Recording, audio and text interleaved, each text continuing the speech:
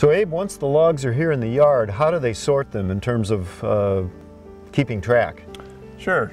Typically the logs are sorted according to species or to their final product.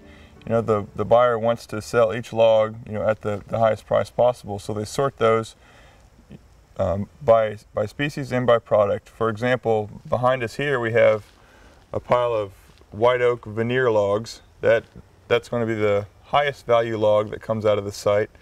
So they have those here in this pile, and the veneer buyer will come out to the site and evaluate those logs and decide which he wants to purchase for veneer. Other piles you may see, for example, this behind the white oak veneer is white ash. If they have a market for ash, they'll sort all of those out and have a buyer come look at that. They've got a pile of white oak, what they call grade logs. Those are not as good of quality as the veneer, but they're still pretty good quality logs, so they'll sell those, you know, at a different market, and they may sort out pallet logs or, you know, logs of a different species if they have a market for a particular species of log.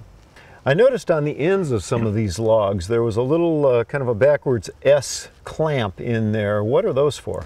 That's called an S iron, and they hammer that into the log just after it's cut, and that keeps the log from splitting open as it dries. Immediately after a log is cut, it wants to split as the wood dries out. Well, that S iron holds the log together to prevent a lot of that splitting. I see. All right, well, thank you very much, Abe. Thank you. For more forestry information, be sure and visit our website. Thanks for watching, and we'll see you in the woods.